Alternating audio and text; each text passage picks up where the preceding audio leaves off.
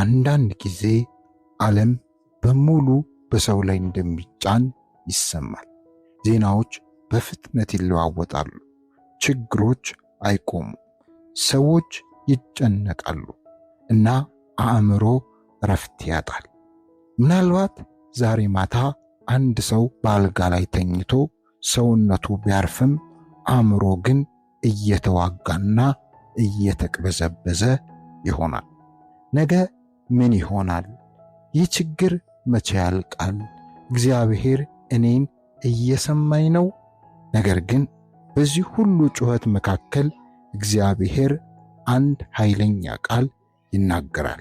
በመዝሙረ ዳዊት ምዕራፍ 146 ቁጥር 10 ላይ እንደዚህ ይላል፣ እረፉ እኔም አምላክ እንደሆንኩ እወቁ።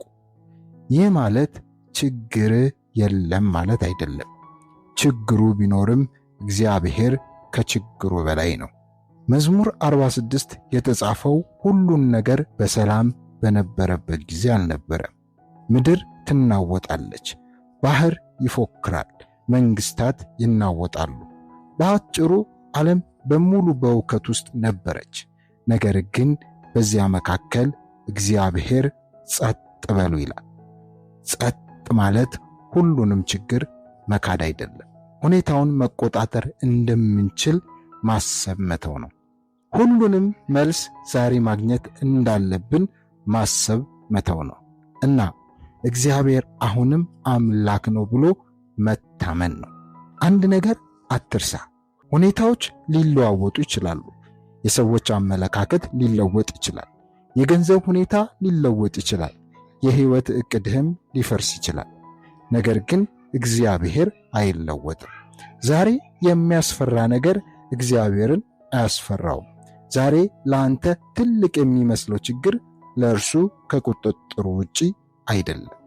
ስለዚህ ፍርሃትህ ሲነሳ እግዚአብሔር አለ በል። ጭንቀት ሲበዛ እግዚአብሔር እየሰራ ነው በል። መንገዱን ማየት ሳትችል ስትቀር እግዚአብሔር መንገዱን ያውቃል በል። ምናልባት ዛሬ አእምሮ በብዙ ሐሳቦች ተሞልቷል። ምናልባት ስለ ቤተሰብ ትጨነቃለህ፣ ስለ ወደፊት ትፈራለህ፣ ስለ ሥራ ትጨነቃለህ፣ ወይም አንድ ችግር መቼ እንደሚያልቅ አታውቅም። አሁን ግን ትንሽ ቁም፣ በጥልቅ ተንፍስ እና ልብህን ይህንን እውነት አስታውሰው። ሁሉንም ነገር መፍታት የኔ ኃላፊነት አይደለም። እግዚአብሔርን መታመን ግን የኔ ምርጫ ነው። ዓለምን ማረጋጋት አትችልም። የሌሎቹን ሰዎች ልብ መቆጣጠር ፈጽሞ አትችልም። የነገን ቀን በሙሉ ማወቅ አትችልም። ግን ዛሬ እግዚአብሔርን መታመን ትችላለህ። ስለዚህ የሚያስጨንቅህን ነገር በልብ ብቻህን አትሸከም። ወደ እግዚአብሔር አምጣው። የማታውቀውን ለእርሱ ተው። መቆጣጠር የማትችለውን ለእርሱ ስጥ። የሚያስፈራህን በጸሎት አቅርብ። ምክንያቱም አውሎ ንፋሱ ቢነሳም እግዚአብሔር ከጀልባው አልወጣም። ባህሩ ቢናወጥም አሁንም እግዚአብሔር በጀልባ ውስጥ አለ እና አንተ ብቻህን አይደለህም። እንጸልይ። ጌታ ሆይ ዛሬ የተጨነቀውን ልብ አሳርፍ። በፍርሃት የተሞላውን አእምሮ በሰላም ሙላ። ሁሉንም መቆጣጠር እንዳለበት የሚያስብ ሰው ልብ አሳርፍ እና በእውከት መካከል አንተ አምላክ እንደሆንክ እንድናውቅ እርዳን። በጌታ በኢየሱስ ክርስቶስ ስም አሜን። ይህ መልእክት ከጠቀመ ለሌሎች ሰዎች ደግሞ እንዲደርስ ላይክ፣ ሼር ማድረግን በፍጹም አትርሳ።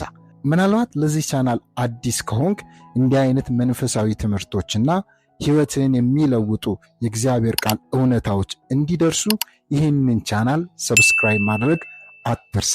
እወዳችኋለሁ።